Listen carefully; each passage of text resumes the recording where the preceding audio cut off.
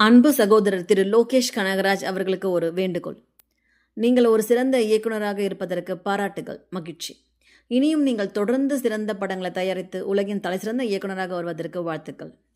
நான் சென்ற வாரம் நீங்கள் தயாரித்த கூலி படத்தை பார்த்தேன்.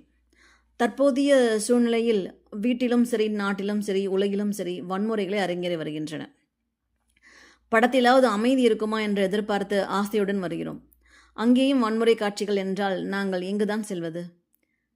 இந்த உலகம் ஒரு அமைதியான இடத்திலிருந்தே பிறந்தது என்று படைத்திருக்கிறேன்.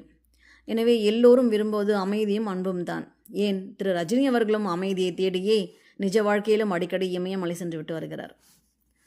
அரிது அரிது மானிடராய் பிறத்தல் அரிது என்று ஔவை பாட்டி சொல்லிவிட்டு போனார். மனித பிறவி இறப்பதற்காக படைக்கப்படவில்லை. எத்தனை கொடூர கொலைகள் தங்கள் திரைப்படங்களில்! உங்களின் பெரும்பாலான படங்கள் வன்முறையை மையமாக வைத்தே தயாரிக்கப்படுகின்றன. திரைப்படம் தானே என்று நினைக்கலாம். ஆனால் என்ன செய்வது, காட்சிகள் எங்கள் மனதில் ஆழமாக பதிந்து விடுகிறதே. நமது மாண்புமிகு முதலமைச்சர் திரு ஸ்டாலின் ஐயா அவர்கள் திருவருட்பிரகாச வள்ளலார் பிறந்த நாளான அக்டோபர் 5ஆம் தேதியை ஆண்டுதோறும் தனிப்பெருங்கருணை நாளாக கடைபிடிக்க வேண்டும் என்று அறிவித்தார்.